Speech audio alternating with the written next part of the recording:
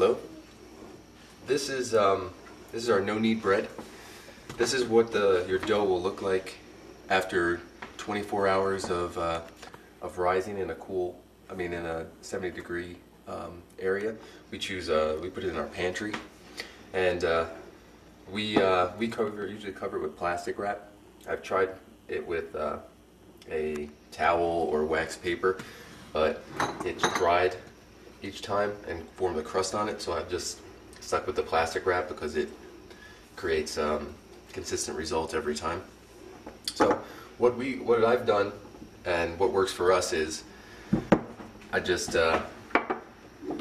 take a little bit of the flour and dust our board here.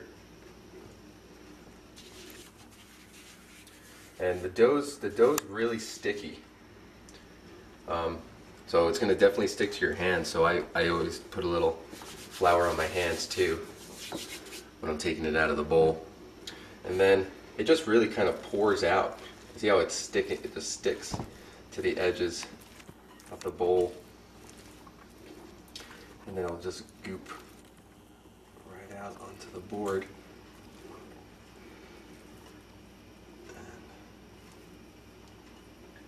Okay, and that's what it looks like right there. And the only method that we've done so far is what we saw on YouTube, and I put a little bit of flour on it too, so again it doesn't stick to my hands. Is the folding method to create like a cracked crust on the top. And what you do for that is I just pull it, fold it on itself, pat it down, pull it, fold it on itself, pat it down. Get a little more flour in my hands so it doesn't stick. And then again, pull in that other direction, fold it on itself, and then one more time like that. Okay, now then I just flip it over and then tuck it around and kind of work it so that it becomes a round loaf like that. Okay, then this is what I do. Just push all the flour all around it, put a little more, dust a little more on top, and then instead of wrapping it in wax paper or covering it with plastic again, what we found works for us is I just grab a pot and put it on top. I'm going to do that now.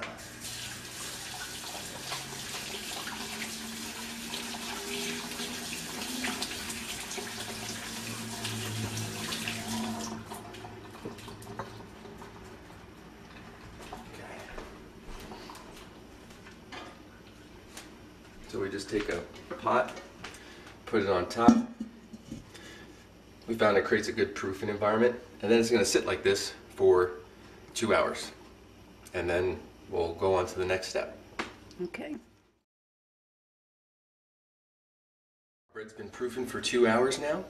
We have the cast iron all heated up for 30 minutes in a 500-degree oven, and now we're going to plop our proof dough into the hot cast iron Dutch oven. So, if you've never used a Dutch oven before, you never wash it with soap. You just scrub it down with hot water and a stiff bristle brush, and then you oil the whole thing to prevent it from rusting. So that smoke coming off is actually the oil inside here that burnt off. Which is okay. Which is okay, which is fine. Again, I'm going to dust my hands with flour, and then I'm going to gently turn over the dough. We want to have the top side, as it's proofing, be the bottom side inside the pan, because the folded parts are going to pop up and create those cracks and crevices as it cooks. So now we're just going to put the top on to create a environment where no water escapes from it, and it's going to create that nice crispy crust and chewy doughy center. And then this is going to go in for the next 30 minutes, and then after 30 minutes, I'm going to take the top off, and let it cook for 5 more minutes in there with no top on to create the nice golden brown crispy crust.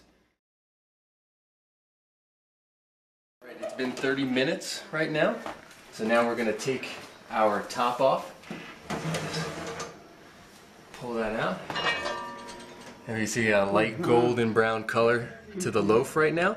We're going to stick it back in for 5 more minutes, and it's going to be a nice rich brown color, and it's going to get that nice crispy crust. We're ready to take it out now.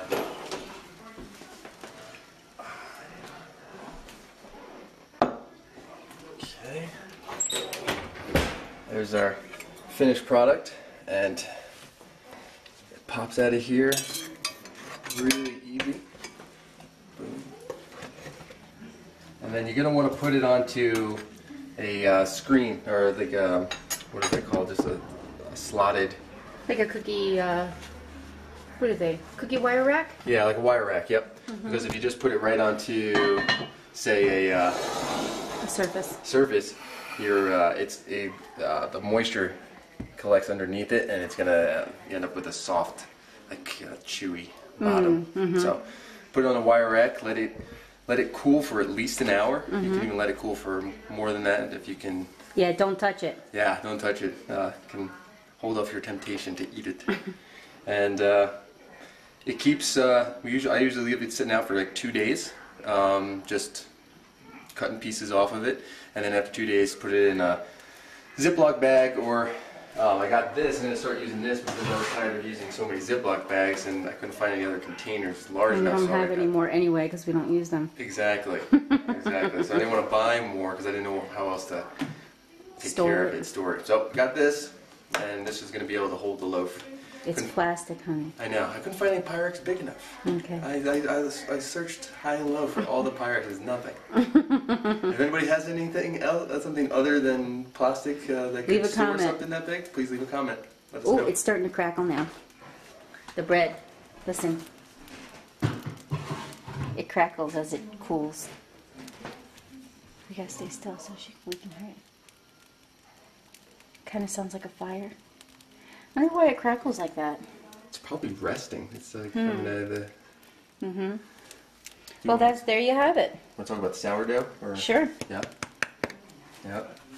Beauteous.